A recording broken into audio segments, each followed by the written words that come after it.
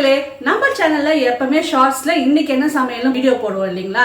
அது மாதிரி இல்லாம மாறுதலுக்காக மார்கழி மாசம் அப்படின்றதுனால பெருமாளுக்கு நான் தினமும் செய்யக்கூடிய பிரசாதங்கள், சின்ன சின்ன பிரசாதங்கள் நான் உங்களுக்கு காட்டுறேங்க.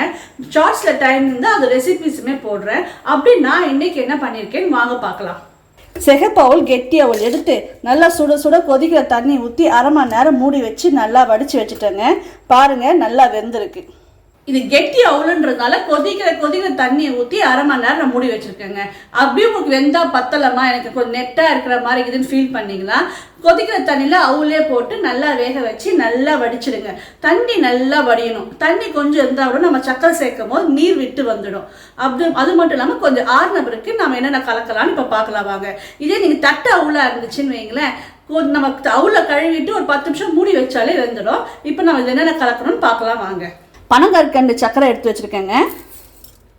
அப்புறம் கொஞ்சமாக தேங்காய் துருவி வச்சுருக்கேன். அப்புறமா ஏலக்காய் பொடி. இப்போ இது நல்லா கலந்துடலாம்.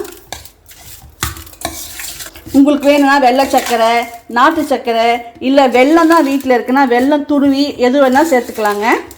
அவ்வளோதான், இது முடிஞ்சிடுச்சு. நான் இதுதான் இன்றைக்கி பிரசாதமாக நெய்வேத்தியம்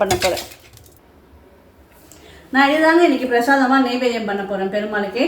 வணக்கம் மக்களே, மார்கழி மாசத்துல சிவன் கோயில்ல திருவம்பாவை பாடி திருப்பள்ளி எழுச்சி நடத்துவாங்க. அதே மாதிரி பெருமாள் கோயில்ல திருப்பாவை பாடி திருப்பள்ளி எழுச்சி நடத்துவாங்கங்க. திருப்பள்ளி எழுச்சி அப்படி என்னன்னு கேட்டீங்கன்னா, தூங்குற சாமியை காலைல எழுப்பத்துக்காக பாடக்கூடிய பாடல்கள் தான் திருப்பள்ளி எழுச்சி நிகழ்ச்சி.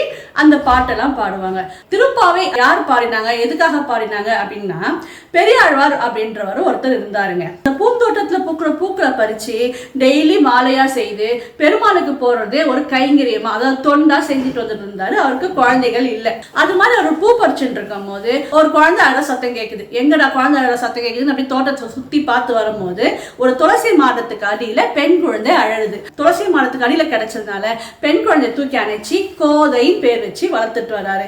அந்த கண்டு எடுத்தார் பாருங்க. அன்னைக்கு பாத்தீங்கன்னா ஆடி பூரம். அதனால தான் நம்ம ஆடி பூரத்தன்னைக்கு கோதையோட பிறந்த நாளா கொண்டாடுறோம். மிச்சத்தை அடுத்த ஷார்ட்ஸ்ல பார்க்கலாங்க. தேங்க்ஸ் ஃபார் வாட்சிங். பாய்.